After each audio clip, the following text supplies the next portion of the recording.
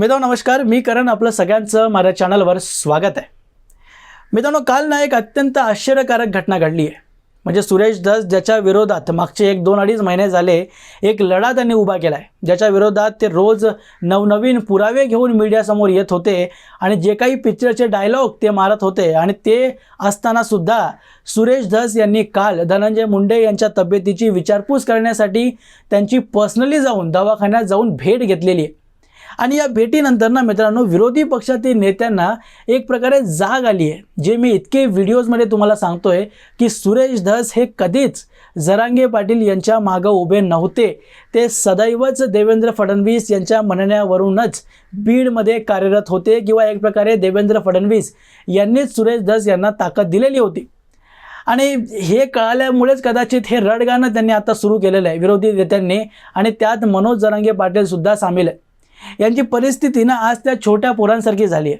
ज्या छोट्या पोराला आपण खेळणं त्याच्याकडून हिरावून घेतलं की ज्या प्रकारे ते रडायला लागतं ना, त्या प्रकारे यांचं रडणं आता सुरू झालं आहे। आणि संजय राऊतपासून अनेक नेत्यांनी नाराजगी दाखवली आहे, पण विशेष करून जरांगे पाटील यांनी जे वक्तव्य केलं आहे त्यांनी म्हटलं की न्याय मिळावा म्हणून सर्व एका छताखाली आले, राजकीय दबावाखाली तुम्ही 0 मिनिटात होत्याचं नव्हतं केलं, मुख्यमंत्री किंवा मंत्री आल्याशिवाय मी उपोषण सोडणार नाही असं म्हटलं असतं।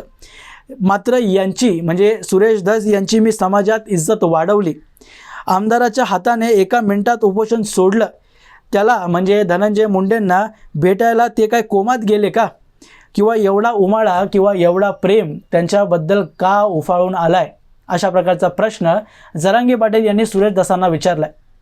मित्रांनो खरं सांगायचं ना, जरांगे पाटलांना आता जाग आली। म्हणजे जे इतके महिने झाले मी म्हणतोय की मराठा आंदोलनाचं केंद्रबिंदू हे जरांगे पाटील कधी नव्हतेच। वेळोवेळी तुम्ही इतिहास काढून बघा, प्रत्येक राजकीय नेत्यांनी आपल्या गरजेनुसार या आंदोलनाला टेक ओव्हर केलाय आणि आपला फायदा करून घेतल्यानंतर आपलं पाय मागे काढून घेतलेलं आहे। साधारण उदाहरण घ्यायचं म्हटलं तर शरद पवारांचं घ्या। लोकसभेच्या निवडणुकीदरम्यान आपल्या उमेदवारांना निवडून आणण्यासाठी आणि आपल्याला मराठ्यांनी मतं द्यावी म्हणून जरांगे पाटील यांच्यासोबत स्टेजसुद्धा शरद पवारांनी शेअर केलेलं होतं आणि त्यांची प्रशंसा करण्यास जरांगे पाटीलसुद्धा मागे राहिलेले नव्हते। ही व्हिडिओ क्लिप तुम्ही सर्वांनी बघितली असेल, ते काही सेपरेटली मला सांगण्याची गरज नाही आहे।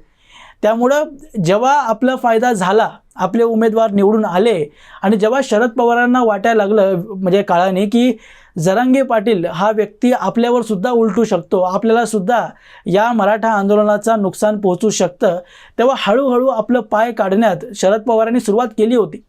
आणि विधानसभेची निवडणूक जेव्हा जवळ आली तेव्हा एका प्रेस कॉन्फरन्समध्ये मला अजूनसुद्धा स्पष्टपणे आठवतंय, एका पत्रकाराने शरद पवारांना विचारलं होतं की तुम्ही जरांगे पाटील यांना विधानसभेच्या निवडणुकीत तुमच्या पक्षाद्वारे अधिकृत उमेदवारी द्याल का।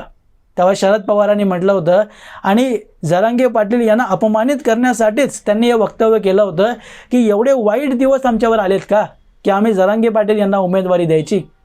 म्हणजे शरद पवार स्पष्टपणे आणि साध्या भाषेत म्हणू शकले असते की असं काही आमचा विचार नाही आहे किंवा आम्ही असं काही उमेदवारी देणार नाही आहोत, पण त्यांना इंटेन्शनली जनतेला आणि आपल्या समर्थकांना हा मेसेज द्यायचा होता की आपलं आणि या मराठा आंदोलनाशी आणि जरांगे पाटलांशी आता कोणत्याही प्रकारचं लेणं देणं नाही आहे, सर्व काही आपलं आता संपलेलं आहे। आणि हा मेसेज त्यांनी डिलिव्हर केलाच ह्या वक्तव्याद्वारे। आणि आजसुद्धा या आंदोलनाला तुम्ही जरी म्हणत असला की जरांगे पाटील लीड करतायत, तरी देवेंद्र फडणवीस यांनी यशस्वीपणे सुरेश धस यांच्या मदतीनं या आंदोलनाला टेक ओव्हर केलेलं आहे। आणि जरांगे पाटील यांच्या मदतीनं जी इमेज मागच्या 2 वर्षात जरांगे पाटील यांनी देवेंद्र फडणवीसांची खराब केली होती, ती त्यांच्याच मदतीनं सुरेश धस यांच्या म्हणजे त्यांच्याद्वारे एक प्रकारे बीड जिल्ह्याच्या या प्रकरणात पुन्हा एकदा सुधरवलेली आहे। मराठा समाजात तुम्ही बघाल तर देवेंद्र फडणवीस यांची इमेज थोड्याफार प्रमाणात आता सुधारलेली आहे। आणि जे काही गोल त्यांनी सेट केलेले होते, जसं की धनंजय मुंडे यांची ताकद बीडमध्ये कमी करायची आहे, पंकजा मुंडे यांना सुद्धा कंट्रोल करायचं आहे, आणि एक प्रकारे गोपीनाथ मुंडे यांनी जो एक माधव पॅटर्न तयार केलेला होता आणि मराठ्यांचं समर्थन बीड जिल्ह्यात तरी BJPच्या मागं आणायचं आहे, हे जे काही गोल त्यांनी सेट केले होते ते आता पूर्ण झालेले आहेत।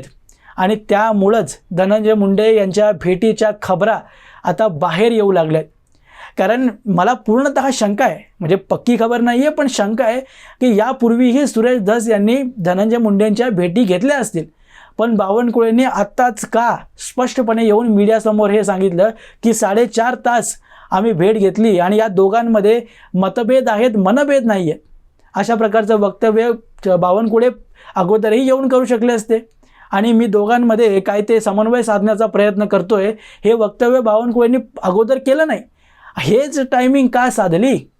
कारण जे गोल त्यांनी सेट केले होते ते सगळे आता साध्य झालेले आहेत आणि हाच शॉक जरांगे पाटलांना आता लागलेला आहे की आपला फायदा उचलला गेलेला आहे आणि देवेंद्र फडणवीसांनी सर्व आपले लक्ष हे साधून आपल्याद्वारेच साधलेले आहेत, आपलाच फायदा करून घेतलेला आहे.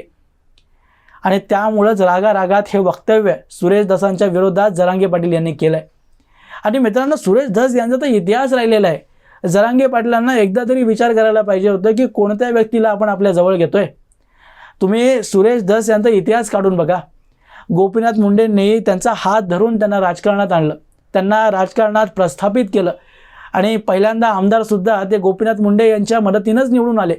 पण 2004 नंतर जेव्हा सेंटर आणि स्टेटमध्ये जेव्हा राष्ट्रवादी आणि काँग्रेसची आघाडीची सरकार प्रस्थापित झाली, स्थापन झाली, त्यानंतर हळूहळू करत जेव्हा त्यांना वाटायला लागलं की आपल्या राजकीय भवितव्याचं काय, तेव्हा 2008ला गोपीनाथ मुंडे यांची साथ सोडून ते शरद पवारांकडे गेले आणि 2009ला परत एकदा राष्ट्रवादीच्या तिकिटावर आष्टी मतदारसंघातून निवडून आले. आणि इथपर्यंत त्यांची मजल गेली की ज्या व्यक्तीनं आपल्याला राजकारणात प्रस्थापित केलं, 2014च्या लोकसभेच्या निवडणुकीत शरद पवार यांच्या म्हणण्यावरून बीडमधून गोपीनाथ मुंडे यांच्या विरोधात सुद्धा त्यांनी निवडणूक लढवलेली होती. म्हणजे गोपीनाथ मुंडे यांची जादूची छडी मनवणारे सुरेश धस त्यांच्या विरोधातच लोकसभेची निवडणूक लढवू शकतात. इथपर्यंत सुरेश धस हे आपण ज्याच्या मागे उभे आहोत त्याच्यासाठी ठामपणे काम करतात. ह्याचं उदाहरण त्यांनी 2014लाच दिलेलं होतं. आणि यानंतर म्हणजे 2014 नंतर जेव्हा BJP स्टेट आणि सेंटर दोन्हीकडे आली तेव्हा परत एकदा त्यांच्यासमोर ही सिच्युएशन पैदा झाली की माझ्या राजकारणाचं काय. मग त्यांनी पंकजा मुंडे यांच्या बाजूनं उडी मारली, त्यांची मदत केली आणि स्थानिक स्वराज्य संस्थेच्या निवडणुकात शरद पवार यांच्या विरोधात सुद्धा काम केलं. आणि त्यांना पक्षांमधून हकलपट्टी झाल्यावर विधान परिषदेवर पंकजा मुंडेंनीच त्यांची वर्णी लावलेली होती.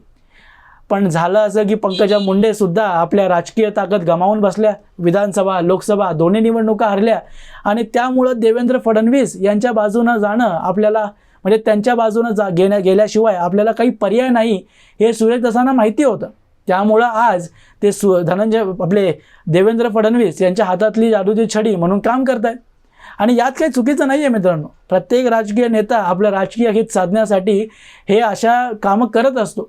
हे जरांगे पाटील यांना विचार करायला पाहिजे होतं की कोणत्या व्यक्तीला आपण आपल्या बाजूला बसवून घेतोय आणि कोणत्या व्यक्तीवर आपण विश्वास ठेवतोय. सुरुवातीला तुम्ही शरद पवार यांना आपल्या आंदोलनाचा फायदा करून घेण्यास मदत केली. आता सुरेश धस आणि पुढे सुद्धा तुम्ही करणार, हीच चुकी करणार ह्याचा मला ठामपणे विश्वास आहे. आणि जेव्हाही मित्रांनो आंदोलनात ना एखादा राजकीय पक्ष जेव्हा संमिलित होतो तेव्हाच त्या आंदोलनाचं मोटिव्ह फेल होतं. हे इतिहास ह्याचा पुरावा आहे. तुम्ही रिसेंट एक्झाम्पल घ्या, कुस्तीपटूंचं जे आंदोलन झालं किंवा शेतकऱ्यांचं दिल्लीत जे आंदोलन झालं तेव्हा काँग्रेसनं त्या आंदोलनाला पूर्णपणे टेकओव्हर केलं आणि तिथेच त्या आंदोलनाचं जे मोटिव्ह होतं ते फेल झालं होतं. आणि ज्या क्षणी शरद पवार हे जरांगे पाटील यांच्यासोबत स्टेज शेअर करायला गेलेत ना तेव्हाच हे आंदोलन राजकीय पक्षांचं केवळ एक गिमिक बनून राहिलेलं आहे हे आपल्यासमोर सिद्ध झालेलं आहे. त्यामुळे हे सुरेश धसांची धनंजय मुंडे यांच्यासोबत भेट ह्याच्याने काही शॉक करण्यासारखी घटना नाही आहे. जास्त सरप्राईज होऊ नका, अशा भेटी अजून पुढे होतील. असोच मित्रांनो, तुम्हाला याबद्दल काय वाटतं? तुमची मतं मला जरूर कमेंट बॉक्समध्ये लिहून कळवा आणि असेच माहितीपूर्ण व्हिडिओज पाहण्यासाठी माझ्या चॅनलला सबस्क्राईब जरूर करा. भेटूया पुढच्या व्हिडिओमध्ये. तोपर्यंत जय हिंद.